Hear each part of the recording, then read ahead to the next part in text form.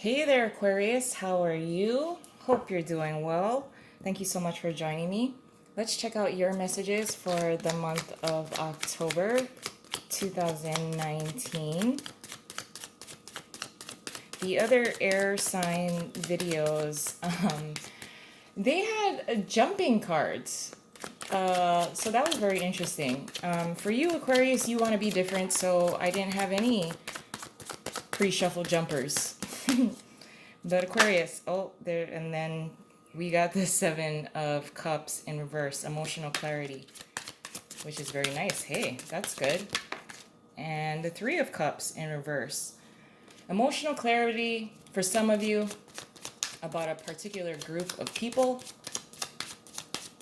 that may have given you ideas, may have bruised your ego a little bit. But I like that you're feeling, I feel for many of you with those two cards alone, this confidence that, yeah, I'm different and I don't have to listen to you, to all y'all. First card out, the Star in reverse, which is Aquarian energy. Six of Pentacles in reverse, the Eight of Pentacles in reverse, and the Ten of Swords in reverse. Underneath the deck, which could be your underlying energy and or hidden aspects for the month, is the Hierophant in reverse. Nothing wrong with reversals, okay, guys?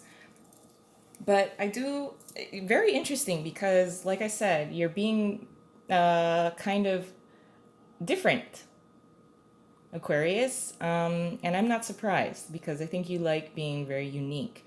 The Gemini and Libra readings were not heavily focused on resources and money. And you're kind of doing the opposite. You're really focused on resources and money. But let's just jump in here. The Star card in reverse and the Hierophant. Yeah, you are different. You're also changing your focus. You're also changing your wish. Your wish changes and evolves almost every single day, it seems. And that's fine. You know, you have the will to change how you want to focus on obtaining your wish because you are in a position to reach it. You're also in a position to create it. So I feel that for many of you, you have almost plateaued, as in you successfully obtained something, maybe in the month of September, or completed something. And this new kind of energy of, okay, what do I do next? It's almost like a hyperactive kind of creative healing kind of energy. Doing something different, which I'm not surprised would be you, along with the Star card being in reverse. Taking things in lots of different directions. I think I almost feel, like I said, a hyperactivity of creativity as well as ideas and your focus kind of going in so many different directions. I think because you've started on a clean slate, I think for many of you that you've successfully completed something in the month of September, and therefore you're starting on a clean slate and trying to figure out what you really want to pursue. And there's so many different opportunities and things that you do want to pursue. With the Six of Pentacles being in reversed here, as well as with the Hierophant being in reversed here, I feel the sense of wanting to conserve your energy. With the Seven of Cups that came up reversed, as well as the Three of Cups in reverse, there is a certain group of people, certain friends you may want to cut out. Maybe they provided you again with some, they think it was constructive criticism, but you took it more on an emotional level. And so therefore it created a little bit of a bruised ego for you. But at some point you decided, no, I'm different. This is what I want. This is who I am, and I'm going to pull back my resources. I'm going to pull back my energy from these people. I'm not going to listen to these people, you know. So it's a very rogue kind of vibe, and the hyperactivity and the freedom to figure out what your new wish is going to be, and it's changing and evolving pretty consistently. and it changes every single day because this is a brand new, clean slate. And I think that's why there's a lot of hyperactivity that's kind of going on within your mind. Oh, sorry, you can't even really see it. With the Eight of Pentacles in reverse, along with the Hierophant being in reverse as well. Let's see what's under this. The Ten of Cups in reverse. But details. Details are foggy. Details are not clear. I think, again, like I said, you've wiped the slate clean for the month of October. Your wish is changing and evolving every single day. Again, and I'm sorry to be redundant, but the hyperactivity of what you want to pursue, I think because you've decided to really own your unique style, your unique individualized style of doing something, you're really embracing that. And because you've been given, or you've given yourself the freedom to completely let your brain and your creativity kind of run wild on what you want to focus on. And when you're given so many different kind of the freedom to think freely, do freely, act freely, and you're not confined by anything or anyone. I mean, you really open up so many different opportunities to yourself. The only thing is there are lots of details that you're trying to consider.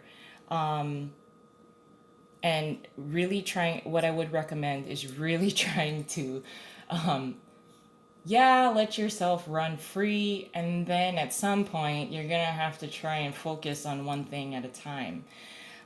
Because there's way too many details and there's no focus here. But I do want to I would say give yourself, just at least the time to let yourself run wild a little bit. Not wild, but like with the devil kind of energy. But I mean, just allowing yourself the freedom to think and feel and decide what direction you want to go in. With the Ten of Swords being in reverse here as well, this is, like I said, a brand new slate. The slate has been wiped clean. Therefore, you are given second chances at things that you thought you could not pursue anymore. Things that, or relationships even, that you thought were dead and gone.